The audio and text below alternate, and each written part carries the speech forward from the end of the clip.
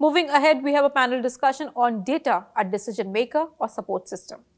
Data provides valuable insights into what is going and creates a predictive analysis, but can a decision maker ignore the gut feelings, experience, and wisdom? How to collect feedback and utilize it to generate initiatives that are representative of listening to the customer. To get more perspective, we have invited a panel of subject matter experts. I would like to invite Devesh Gupta, Lead Brand Solutions, ET Brand Equity, to moderate this discussion. Platform is all yours, Devesh.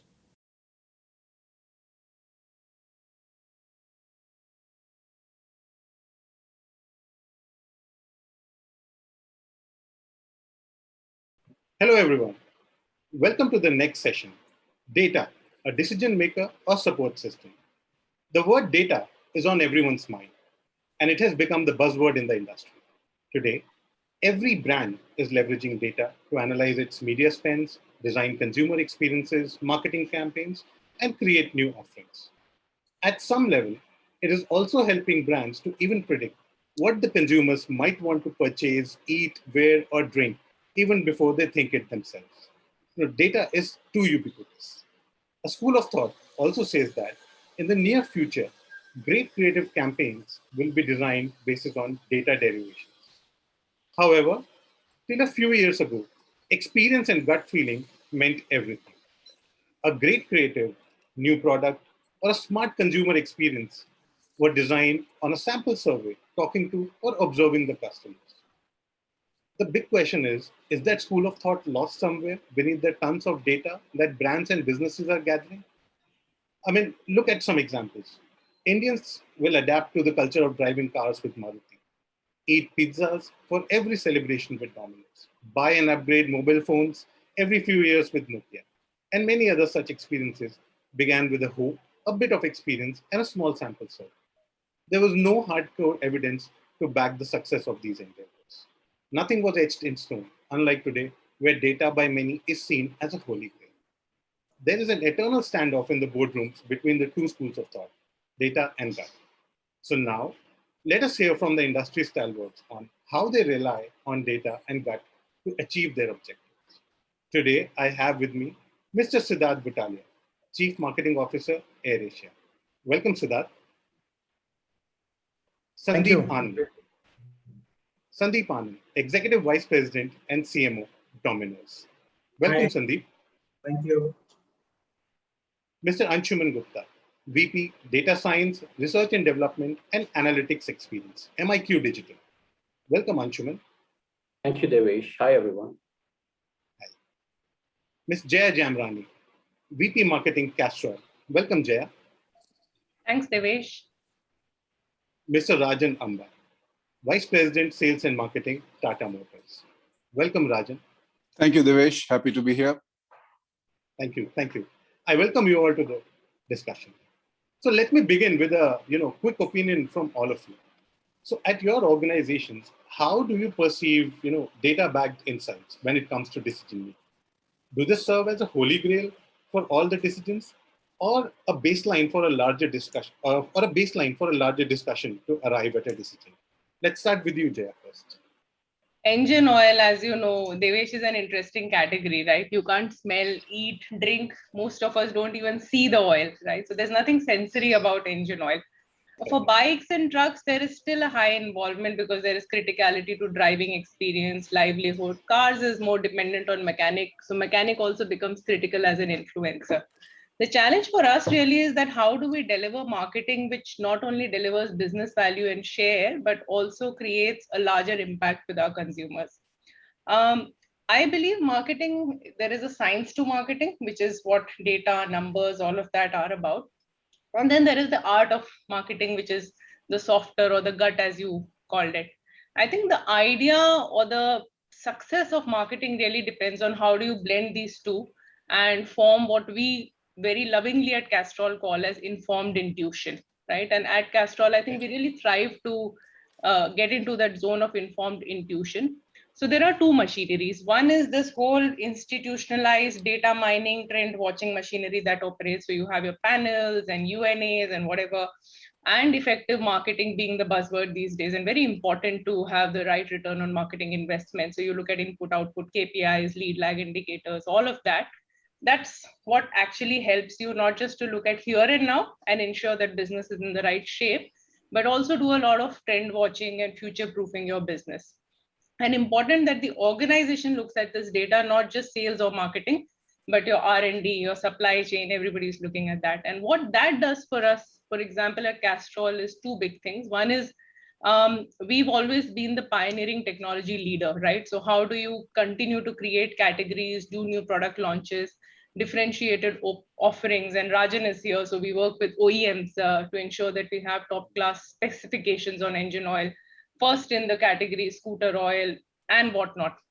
That's one piece that data allows you to do.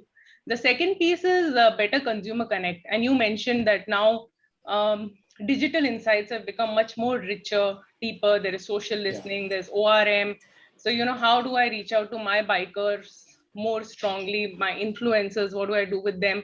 Geotag my farmers and my truck owners at the right location. And interestingly, even moment-based marketing has now a lot of data running into it. And at Castrol, we do a lot of cricket and sports marketing. So how do you own those moments? Data helps you drive that. We looked at our UNA and we saw that mechanics are using smartphones increasingly. The penetration has increased. And over the years, we've launched a platform called FastScan, which allows us to now connect with these mechanics directly and transact and build loyalty programs with them. So that's what data allows you to do. Then there is the art of it, right? Which is basically your consumer customer contact, your think big sessions as a marketing team, the creative day outs that you have with your agencies, and really work closely with them as partners to kind of ignite that spark of magic. And I think two of our very successful campaigns have come out, and I call them successful not just because we won a lot of awards and it delivered business value, but I call them successful because they've been able to generate a very deep impact with our mechanics and with our truckers. And both of these campaigns are a result of diverse set of minds putting together their passion, of course backed with the data machinery that you have evolving, right? So there is data at the back of your mind, but you put together talent in a room and you ignite the passion, and somewhere magic happens, And I think two campaigns all of us at Castrol are very, very proud of is the Castrol Super Mechanic Contest, which is a recognition platform for mechanics. And interestingly, we were all in an ethnography session in an immersion with mechanics, and we came back and we realized that no mechanic actually wants his kid to become a mechanic. And that was an insight, and that's when the whole platform for recognition came in. And over the years, you just keep adding might to it, and it's no more just recognition, it's about skill building, and you have ASDC joining in, etc. And then there was Truck Asana, which I'll talk about later, where it's a health campaign for truckers, but I think we've been able to add value beyond business there. So I do think that it's about blending science and art together and forming what we call as informed intuition, Devesh. Great. Very well said. Very well said, Jay. Sandeep, what do you think? I mean, how do you see, data-driven decisions? Yeah, I tend to agree with Jaya in what she said. There's a science and there's an art in marketing. And I think data for me is more serving what the behavior consumer has. Because look at it, what is data? Data is what a consumer does any place, maybe in a digital ecosystem, whether it's visiting a website or the actions that they take on the app. Demographic, yes, is something which is a data, but in today's day and age, it's more like a demographic, not really considered as data. Data today is what you click, where you go to from one page to another, what you add into your cart, what kind of things which you purchase. That's all behavior, really. Without knowing the motivators behind that behavior, there cannot be a solution, or there cannot be a campaign, or there cannot be an initiative you can come into. So data is important from understanding the behavior which consumer has displayed, but motivator is important to kind of come up with campaigns which touch deeper and kind of connect at a deeper level versus at a superficial level. So both are very important. Both honestly go hand in hand, and when they go hand in hand, magic happens. Otherwise, only data enables you to have a very transactional kind of a relationship with the customer. For example, okay, you buy a product, your cart is more than 1,000 rupees. Therefore, I will give you an offer which is typically valid for a minimum order value of more than 1,000 rupees, and that is the discount you get. That's a very transactional relationship. Vis-a-vis, if I say that, okay, you always buy organic goods and you have been visiting sites which are with regards to organic items, then I know you are interested in organic as a piece, and then I serve you that content which an organic food or source seeker would want. That is where you form a deeper connect. So it has to go hand in hand to create magic. Neither can in today's day and age succeed without the presence of the other. Understandably. So basically, it has to go hand in hand. Anshuman, what's your thought? I mean, like, where do you stand on this? What's your opinion on it? Yeah, thanks, Devesh. So, so pretty much along the same lines, what we've heard from Jaya and Sandeep, right? Completely believe that, gut-driven and intuition-driven versus, more data-driven are pretty much two sides of the same coin, right? Because if I sort of put my data scientist hat and take a little bit step back, I mean, what is gut-driven and intuition in the first place, right? To me, it is sort of patterns that we have seen before, right? Or cause-effect relationships that we have seen before, and we've made some decisions based on that, which have sort of worked out well. And it is just maybe something that has not been codified, right? I mean, it is not available in any databases. Maybe we have not built any models, but we sort of have that mental model with us, which is what we call sort of gut feeling and intuition, right? So I think, like some of the other panelists have said, they definitely, go hand in hand, right? So maybe just to probably expand this theme of discussion, right? So given that MIQ is essentially a born digital organization, right? So, I mean, if there was data, we would not be able to exist in some sense, right? So if we think about more in terms of automated data-driven marketing, right, which is, the business we are in, I think there's a few advantages when we look at things in an automated fashion, which is largely data driven, right? I mean, it is about sort of validating our gut feeling, right? Based on our gut feeling, we take some decisions, have them play out, right? And then figure out, did our sort of predictions in some sense match, what we're actually seeing in, some of our campaigns, for instance, right? I mean, similarly, if we can potentially identify some outliers or exceptions, which can then sort of feed back to our, gut feeling or intuition, and we go back and think as to, why did this work or why it did not, right? So I think, and then I think one of the most important aspects is around, I think, being able to scale our intelligence, right? I mean, when we are making decisions in a more sort of manual way, I mean, there's only so much we can do, right? I mean, there's so much energy we have, there's only so many hours in the day, days in the week, and so on, right? It's when you sort of take that data-driven automated approach, it's then when you start scaling the impact of both your sort of intelligence and gut feeling and the data to create sort of, tremendous amount of sort of business impact, right? And I know we're discussing marketing here, but in some sense it applies across the board, right? I mean, if you're talking operations or supply chain, right? I mean, these same kinds of principles hold. So yeah, absolutely. I mean, both, two sides of the same coin, and, the better we can make them work together, we can definitely see sort of tremendous impact. Great, very well said, very well said, Anshuman. So that what's on your side? I mean, like, does data have the final say, or I mean, like, it forms the baseline for a larger discussion in the airline industry? I think it forms a baseline because the industry itself is very dynamic, and the nature of the world and the consumers that we're operating in are also very dynamic. And so data is able to give us a glimpse of what past trends are. But if you really want to leverage insight, and I tend to agree with Anshuman over there, insight is also coming from data, intuition is also coming from data. It's just not codified in the same kind of rigor that we typically like to see data because that's the way in which we've been trained. But I mean, I do agree at the same time that, and I think this is, a given adage that data is the new oil, right? And Jaya, I think being from the oil industry will be able to relate to that. But that phrase was, I think, first originated with a gentleman called Clive Humby, who was one of the founders of the dual Dun-Humby, right, who created the Tesco Club Card. And one distinction which I think is worth remembering between data and oil is that, like oil, obviously data is valuable, but if it's unrefined, it can't really be used, right? The difference, however, between data and oil is it's not a perishable commodity. So it's not that the data that you have, the historical data, even 10-year, 15-year-old data needs to be discarded. There is a certain amount of intuition and insight that comes from that, that when you look back upon, and that's why I think experience matters a lot, especially in marketing.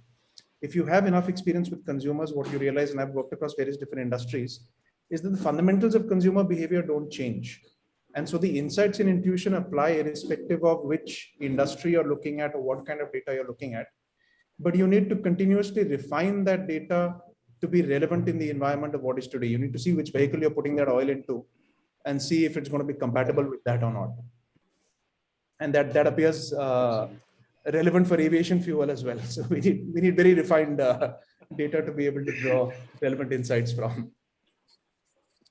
No, absolutely. Rajan, what's your thought on it? I mean, you also believe that, keep on refining the data, to keep the vehicles moving? I think, Devesh, we're largely, as a panel, we're largely on the same page. And especially for an industry like ours or a company like ours, where we are in a category which is very, very experiential. And therefore, decision-making at a particular level, when it comes to products, particularly what we design and create, is largely based on instinct and experience. I mean, there is a lot of groundwork that goes into it, consumer research, et cetera. But finally, a call has to be taken, and that largely comes from a self-belief and instinct and gut that what we're putting out there is what our consumers want from our brand, which may or may not be something that they are expecting. I mean, it's very simple to do something that they're expecting and become one of the many who do something similar yet different. Or do you use your gut and instinct and experience to kind of rise above and do something which is different and stand out? So I think from my perspective, we are very clear that gut, instinct, experience, there is no replacement, particularly in an experiential category like ours, because even a simple thing like the smell of the car can be an intoxicant, just like for many of us, the smell of a petrol pump is, right? And I particularly like the phrase that Jaya used, which is informed intuition. I myself use a slightly different phrase, which is called amplified intelligence as a replacement for AI. But largely, I think we're on the same page, where we, at least in Tata Motors, are using data to better find our consumers and target our consumers, and using data, which is more direct consumer feedback, to develop products. But the final decision, what we put out there, is still based on, our hearts and minds telling us, let's put our might behind this product because I think we can kill it with this, right? So I think that's my view, I think, which is pretty much similar to what the panel is saying, but I guess each of us operate in different industries and therefore take decisions in slightly different ways. Yeah. So, my first question is you to Sandeep. Years ago when Domino's entered India, okay, so there was no hardcore data available on, the kind of pizza lovers in India. There was no culture of eating pizzas, hardly. So what was it more like? Was it more like, obviously there was data about, that where will India be in next 15, 20 years, and, how the country will expand and the kind of disposable income. But there was no hardcore data available on whether Indians will be consuming pizzas or the QSRs in that manner. So what was it more like? I'm curious to understand. Was it like, informed intuition? Was it a pure gut feeling, or was it, exploring another territory? What was it like? How do you see that? I think I'll use a few words, Devesh, which the other panelists have used. Informed intuition definitely being one of them. Knowing your consumer well over a period of time definitely being the other one. And the third thing which Okay. someone said, that in terms of the fundamentals of marketing, I think Siddharth said, the fundamentals of consumers across different industries do not change. I'll just take you back to 1996 when Domino's first launched in India. It's been Yeah. 25 years since then. Look at where India was. We had just come out of liberalization was kind of showing fruits and kind of affecting daily lives of people. The prosperity level of the country was starting to look up. The economic outlook was starting to look up. Absolutely. Therefore, that current generation of youngsters or young population was having more disposable income. At the same time, if you apply that logic of consumers intuitively are not very different, or their consumer behavior is not very different across industries and countries for that matter.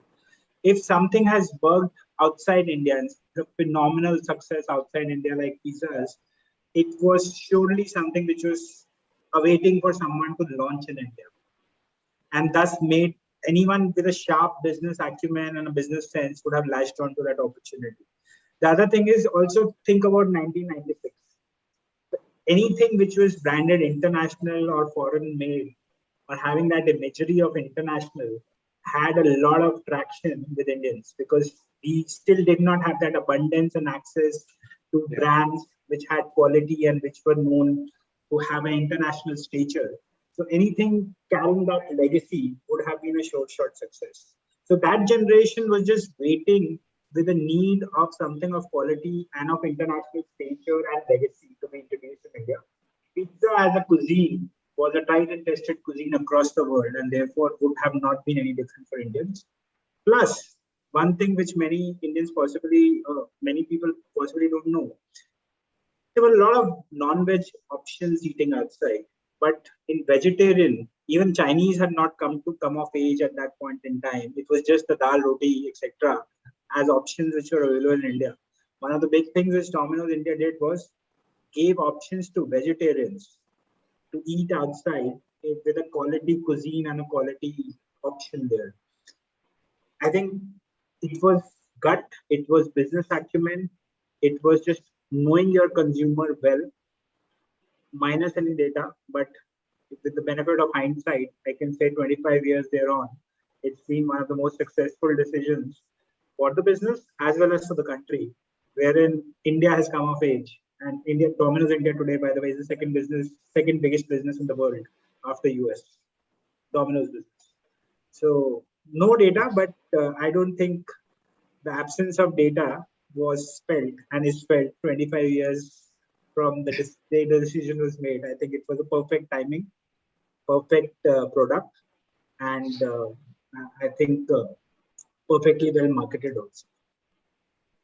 Absolutely. I still love that campaign, where it was like, 30 minutes delivery or else it's free. I mean, like the kind of acumen that it brought to the entire category and to the entire delivery, it changed the culture, I think, forever. And I think everybody would agree over here. I mean, like, people swear by it, and the brand recall went like wildfire. Everyone it's like the benchmark in terms of delivery, wherein delivery didn't have a benchmark, or service didn't really have a benchmark in India. Absolutely. Coming to you, Rajan, you mentioned that, in the experience, you have an experiential category, you come from an experiential category. And so, I mean, like, how good is this old line? I know my customer from 20 years of experience, how good this line works in the boardroom, when you're planning your campaigns and when the teams are talking about, that data shows X, and then, the gut feeling or the experience is like, let's go in the X+1 direction. So, how does this line work? I know my customers from the last 20 years.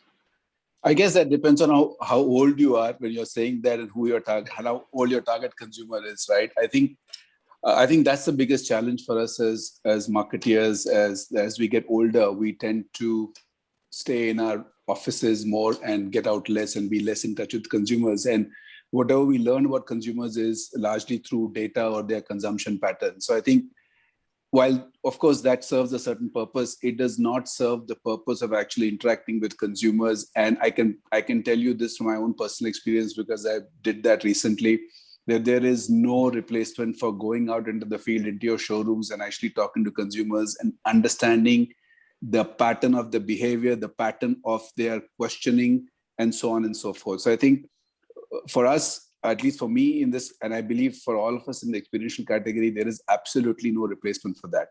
Data can create a certain profile which is agnostic. It has no personality. But when you start meeting consumers and you start touching upon their emotions and start understanding the emotions, then the paradigm shifts quite dramatically. And therefore, to come back to what you said about, I know my customer from my X amount of experience, I think that the only way you can continue to use that line is if you keep upgrading yourself or updating your experiences by being out there in the field from time to time and getting the pulse of the consumers. That has to happen. In isolation, if you don't do that, and if you just look at data and then apply a 20-year-old experiences on that data, you're very likely to go wrong, and you're probably likely to have more misses than you're going to have hits. That's my perspective. Very interesting. Very interesting. Anshuman, my next question is to you. As Rajan mentioned that one has to go out to understand his consumers. One has to go out time and again to understand his consumer, to create a personality, to understand that emotion. While data, with the help of data, you can create you can create the profile of the consumer, but not add probably the personality to it. So, I mean, in this data-driven world, it is true that no marketer can afford to ignore data. But I mean, what is that that data-driven marketing guarantees and gut feeling or experience cannot? Devesh, following up from Rajan's point, I mean, a customer's behavior, like Rajan mentioned, there's one macro behavior, right, that you would see sort of out there in the showroom or sort of in the car, and then there's the little bit what we could think of as micro behavior, or their sort of browsing behavior, right, in terms of potentially, or in other words, the digital behavior. Right. So in some sense, it is also about, combining the two together, right, so that you can work towards, better outcomes, right, for everyone, the customer, for the business, right. So, just to give you, again, an example, from the programmatic advertising space, right, and going back to the theme of gut versus data and how things usually pan out in our space. So I mean, let me take an example on the e-commerce side of things, right, where I'm sure most of us would have come across this. So you go out, you browse some product, right, and then you start seeing that same product sort of follow you around, right. And typically, for some marketers, there's this whole gut rule that based on the last product that has been browsed, let's assume that is the intent of the customer, and then let's just create our creative or our ad based on that last product, right? So seems like a maybe okay logic to use depending on the kind of category of products that you're talking about, right? So for instance, if you're talking about some grocery item and you're coming back onto the website within, say 6 to 8 hours, right, or a day or two, maybe you've already purchased that item, right? While on the other hand, suppose you were, browsing, a consumer good, right, a TV or a phone, then there's a very different sort of time to purchase, that would apply, right? And so this gut logic, in some sense, works for a particular kind of category of products, and it maybe doesn't for another kind of products, right? So I think, unless you look at sort of, historical, purchase behavior data, and in terms of the user journey of a particular client, I mean, it's only then can you sort of really create, impactful outcomes from some of these digital marketing campaigns, right? So in some sense, the gut decisions work in some cases, but would not in others. But it's only data that would help you figure out where they do and where they don't. Interesting, very interesting. Jaya, you mentioned that engine oil is a very different category. You neither eat that, you neither drink that, you don't even smell that, and sometimes you don't even see that. So when you are creating, new products, there's this synthetic engine oil. There are different kinds of engine oil, for different categories. So when you're creating those products, based on the experiences of the mechanics and the consumers, how do you draw a line, where you do not stretch too much on the gut feeling and you do not stretch too much on the data? I mean, like, is there a fine balance that you have to draw between the two? Of course, there's always, Devesh, the need for us to draw a balance. But sometimes I think Sandeep mentioned that you need to look at motivation, and I think it is very wise of us to have that awareness as an engine oil brand that the motivation is not to go and buy a can of engine oil. That cannot be anybody's motivation, right? So the motivation is either about the health of the vehicle, or about the exhilarating drive that I'm looking forward to on the weekend, or it could just be that the tractor is my livelihood and I need to, take care of it. But sometimes you also need to step away from that whole data machinery and trends and insights, because if you want to be able to create campaigns or even solutions which are differentiated and which kind of allow the consumer to choose your product or brand over the competition, especially in a category like ours, which I said is a lot under the hood, I think you need to be able to trust your gut a little bit more. And I'll give you a very interesting example where we really as a team said that we will trust our gut on something we'd never done before and created a purpose-led campaign, which has really become larger than what we had imagined. So Castrol CRB is an iconic brand with truckers, and historically it's all been about showcasing product, functional benefit, what it does to the truck's engine and hence to your livelihood. And also traditionally, we have activated the brand only through on-ground activation because there are those many truckers in the country and you can go and reach out to them directly through activation. So we were doing some brand restage work, and I remember we were in Sanjay Gandhi Transport Nagar in Delhi, right? And when we came back, we realized that even without prompting them, when we talked to them about the health of the engine or health of the truck, the first reaction they said was, we go through so much, so imagine how much the trucker goes through. And that's not something we would have imagined to say. How do we as a brand of engine oil imagine and influence the health of a trucker? And then, we kind of said, let's take a punt and build health as a space. And we started building yoga, and then, the entire campaign took fire, and Yoga Institute and then Transport Ministry got involved. And then the whole health of the trucker became a larger than life concept than what health of the engine was. Even on television, I mean, the media mix modeling will tell you about pilferage, and it doesn't make sense for a smaller audience like this to go on TV. But then you need to think about influencer, larger organization, and what does television advertising create pull. So that's where we went with our gut. And then, of course, over the years, you look at your data machinery and media mix modeling and return on marketing investment will tell you that, hey, this is working. So keep building it strength to strength. So I think you sometimes need to just step away and let your imagination and let the team's collective gut kind of take the leap and see where it goes. And then, of course, with time, you measure whether that's doing what it needs to do for the business and the consumer. Very interesting.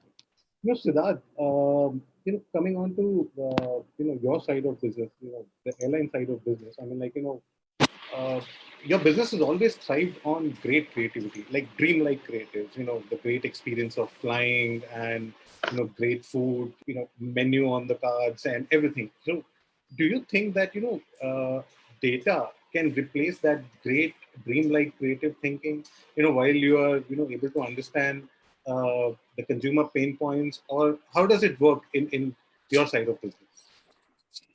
I think I'd argue that it has to an extent more than it should have. We've gone down that journey of data to the extent that if you look at airline travel today, across the industry, across the world, it's become commoditized to a very large extent. And that's because of the over-reliance on data or looking at data to stereotype consumers who don't fall into one bucket. At the end of the day, a service industry, and personalization is the essence of service. When you start bucketing them into different things, you tend to commoditize them. And you can see over the course of the last 4 decades or so, the inverse relationship between, for example, coffee, which used to be a commodity, but the likes of Starbucks today create an experience out of it, and therefore are able to command a significant. Whereas airline travel, as you said, which used to be marketed as an experience, is now dominantly driven either on price or other very hygiene factors, like on-time performance, where honestly the differential between airlines today is maybe 0.2, 0.3%, right? Or other factors which are not as relevant to the consumer from an experiential perspective. And the essence, I think, of it is that if you go back to what you're able to drive economic value out of going forward, and I think Rajanathi's experience in Titan will be able to lend this. It yerks back to the kind of things that watches derive sentimental value from, right? I think the editor of the Financial Times had said that one of the most powerful forms of conspicuous consumption today is not the accumulation of goods, it's the accumulation of memories. And that's why the Patek Philippe campaign, for example, that has been on from 1996, right, holds true for so many years because it's not based on data, it's based on insight. That whole campaign about the generations campaign, right, that you don't own a Patek Philippe, you don't buy it for yourself, you own it for the next generation. And which is why today people are wearing watches that don't tell time. They're wearing watches because there's a memory or an experience related to that. And travel is very similar. Travel is about new experiences. It's about accumulation of memories. And if you break it down into becoming commoditized, then there's very little difference, honestly, because the equipment largely is the same from one product to another product. It's really about how you feel about it. And that's why, I mean, we believe at least that giving the consumer the freedom of choice to choose from a vast range of meal options, to choose from a different series of seat options, to choose their flight timings, etc., is where you will actually be able to derive value. And we've started increasing, most of the monetization will happen on ancillary revenue that is from a consumer's choice. They must make an active choice to buy something. And you need to be able to dig into the data to derive value for the consumer. Because otherwise, if it is going to be all about just looking at data and trying to maximize the consumer surplus that you can derive from that data, then it's not a long-term sustainable margin enhancing game. However, if you're able to derive value or give value to the consumer, then they'll come back, and they'll come back because they feel good about you, irrespective of what the data might say today. So can you share an example of, a recent campaign, a recent activity, or an interesting activity that you've done, where you either combine the two, or where data took precedence over the gut, or the gut took precedence over data?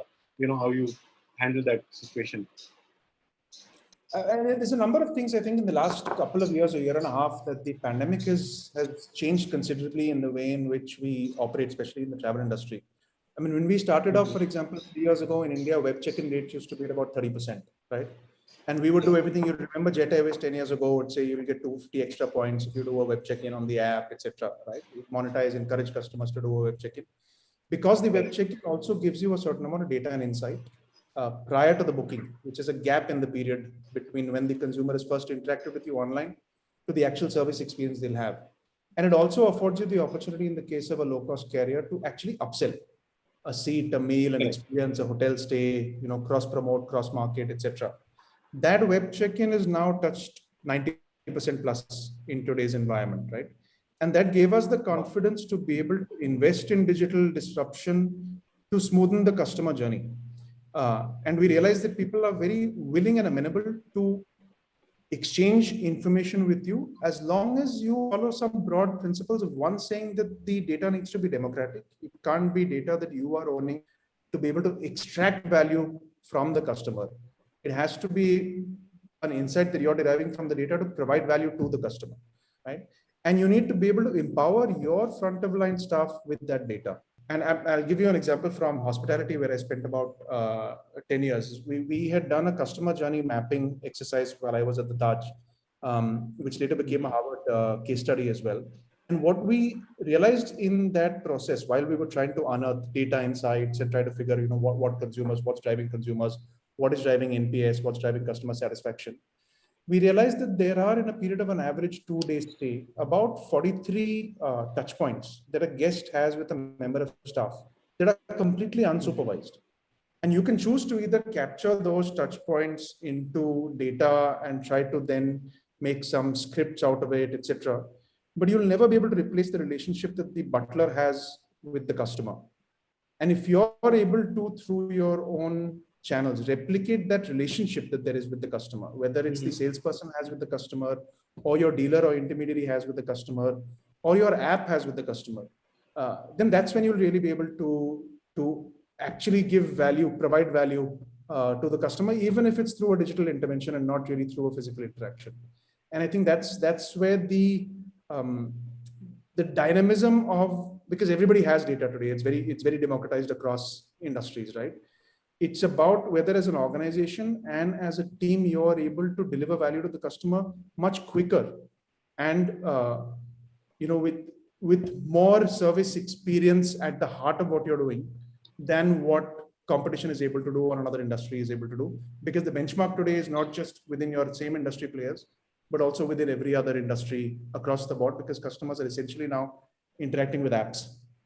Sandeep, can you share an example, here, where you merged, data and gut, to achieve objective, or precedents where data, took over gut, or the gut feeling took over data? I was just listening to everyone speak, and I was thinking in my mind, what will be the example be in my work life? One of the key things that struck me, and I don't know if everyone agrees or not, that media plans which we work on day in and day out, and one of the big things which is there is prime time, which all of us buy at a significantly inflated rate versus the normal sector which we get. And every media planner says it's a quality GRP.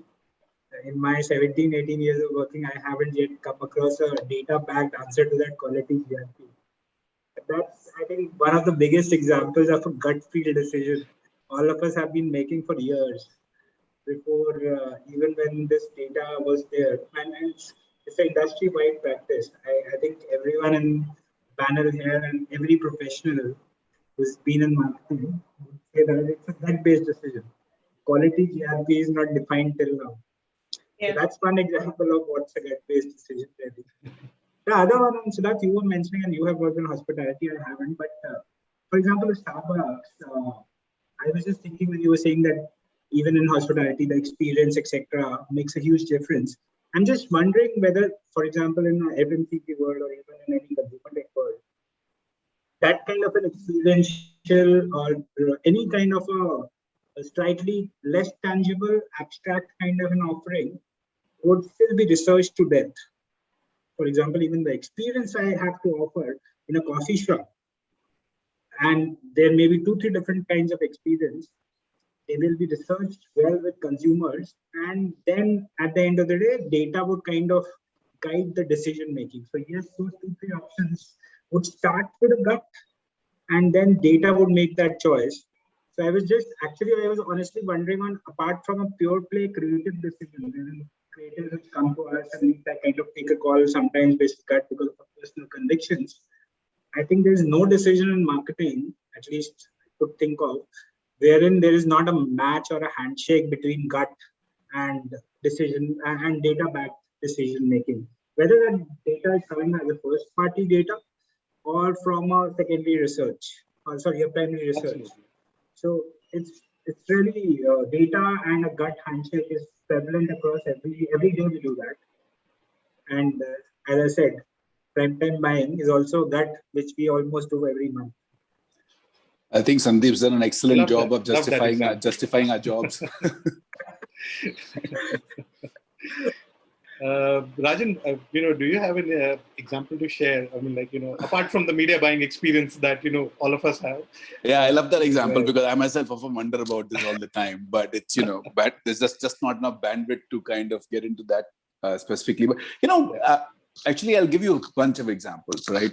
If you look at our recent or actually it's a version 2 launch of what we call the hashtag Dark Edition, which is an all black car. Every data of the industry will tell you that the black color car sells relatively in the mid to low area vis-a-vis some of the other colors. But we went ahead and did it because we just looked at the model and the execution of it in the sampling in the initial stages and said that, wow, my car looks like an absolute monster with this look. And we went out and put it there. The first time it was the Harrier, and it sold like hotcakes. And then we said, let's bring it down the line to a couple of other variants. And we did that recently and with huge success again. But if I looked at data, that would never have happened. Another example I'll give you from my Titan days way back in 2009. Every Diwali, we launched a Titan Raga collection. And at that point in time, I was heading the function, and I had a bunch of male merchandisers working on and design of this collection. And I kid you not, we went out there and put this collection out, which every woman in the office told us not to do. And not only that, we priced it the highest ever that we had ever been able to command for that collection, for our Raga watch. And I think it's safe to say that till date, that was the highest ever sold collection in the history of Raga. And you can go and ask any Titan shop even today for that Garden of Eden, and they will remember it extremely fondly. Two examples where pure sheer, I mean, you can ask the question, where did you get that conviction? It's just gut, because there is a huge world of consumers out there. And like I said, you sit in the office, you know the world that you live in, you know the experiences that you have through your associations on a day-to-day basis. But there's a big India out there, and India is hugely diverse, right? And there is believe me, there's a customer out there for you. Okay, we are recently launching a gold version of the Safari, and if you look at social media, you get a big spag of comments. There are people who like saying wow, and there are people who are like saying ugh. But the fact of the matter is, we know that there is a consumer out there for it. It's simply a question of what we expect to sell and meeting that expectation, right?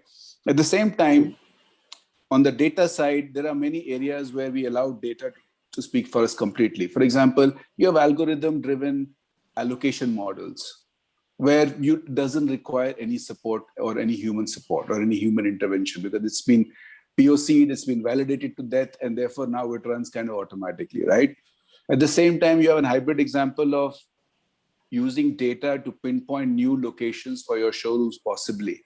But that data will not tell you where exactly in that vicinity you should put the showroom, because in the business of retail, it's all about, location, location, location. So you know the area, but it's only that when you walk down the street that you'll be able to marry that data with your instinct, experience, intuition to say that we need to put it on this side of the street as opposed to the other side of the street. So there are a whole bunch of examples out there where it's a mixed bag. And I think that, to put it simply, there are cases where the machine suggests and the human decides. And there are cases where the human suggests and the machine decides. And then there are cases where the human and machine decide together, right? So it all depends on our industry. It all depends on situation to situation, case to case. Anshuman, do you have, can you share some examples? I guess, going back to the business that we are in, right? I mean, I think all our examples in some sense are sort of data driven, right? And if I just sort of follow up from what Rajan was talking about, right, in terms of, say, locating showrooms, right? So in some of my previous work,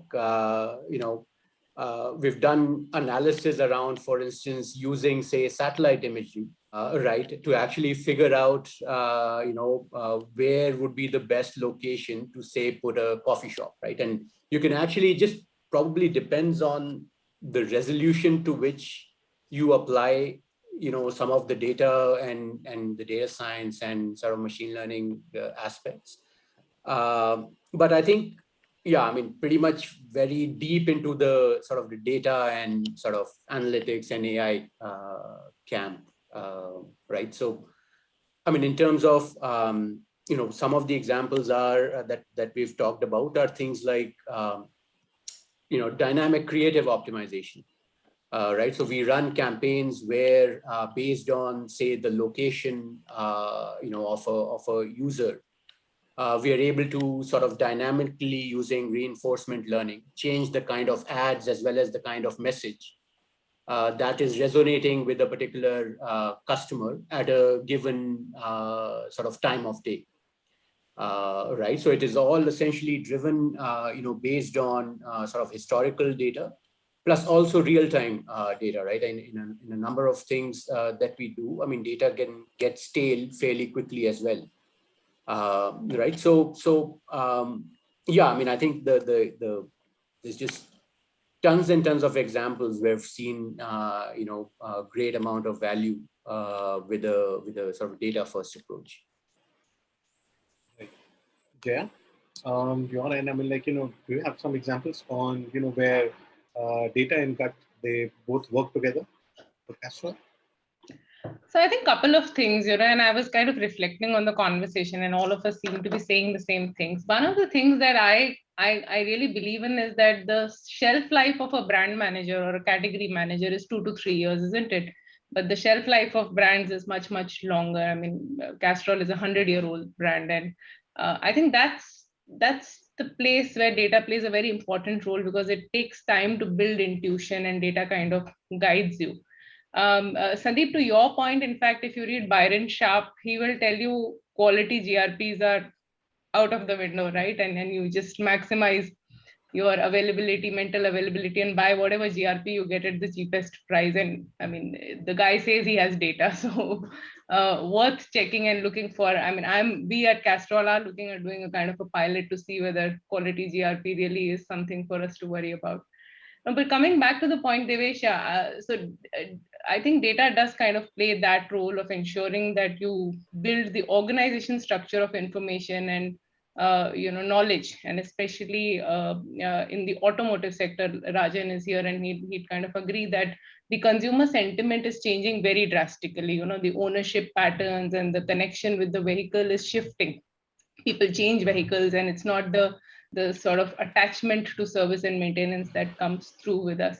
So I think where for Castrol, the part of data helps us is to be able to map consumer journey, customer journey, and just like coffee experiences at Starbucks, we do service experiences at our workshops, right? To say that where is the consumer entering and what are the touch points. And so that I am pretty inspired by your 43 moments of truth. So I'm going to take some learning there, but there is a whole data-backed consumer customer journey mapping that you kind of find your moments of truth and see where engine oil as a category becomes relevant. Some of the advertising that you see from us are actually built on those insights to say, if a bike owner wants to change oil, what are the entry points? And the recent campaign is all about that. It's very functional. It's about heat, stress, but those are moments which we hear from data.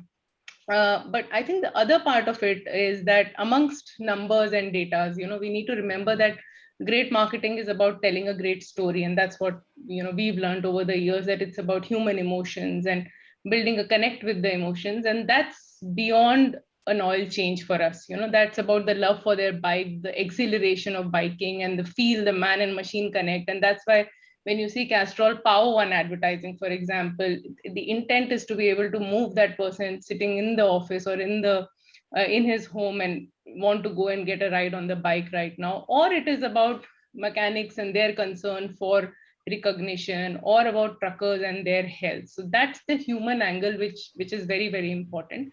I think I do want to make a point that as an organization that excels in marketing, and I think we have excellent examples in the panel today, I think it's very important to be able to nurture the scientists and the artists, in your team. So there is a lot of data, but how do you structure the data, and how do you find a templatized way of looking at that data? I think is very, very important, because most organizations, and I can tell you most marketers in this room will say that the marketing review is a place where you spend, I don't know, hours looking into data. So how do you templatize it and really look at the right data for the right value add? And then the second aspect of it is that how do you create an inspirational, open, collaborative way of working with your agency partners, with people that you collaborate. And I really like Rajan's point of view that, Rajan, I do think that consumer and customer contact is the license to marketing. It's not a can do, but a must do. And I do think early in my years, I remember in Unilever, you had to clock 100 hours of consumer work for you to be able to find your entry into the brand team. So I think those two areas come together, and I still want to say that informed intuition is what marketing has come about. And when I look at successes within Castrol, I think there are successes which come out of data points, and then there are successes which come about the human storytelling and really inspiring people beyond just buying a can of engine oil for their next service. Great, Jay. So I think there is a common consensus on that, both data, as well as gut feeling has to go hand in hand, to create successful marketing endeavors. That was a really awesome session, guys. And, I'm sure the audiences are going back home a little more insightful and, little more learned on, how to implement both data and gut feeling, to deliver their brand objectives. I thank you all, for joining on this session. Thank you, Jaya. Thank you, Rajan. Thank you, Siddharth. Thank you, Anshuman. And thank you, Sandeep. Thank you very much for being a part of this.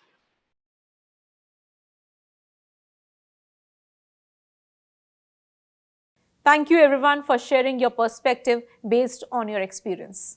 Let's move to the next session. Stay tuned and keep tweeting using the hashtag ETBWS.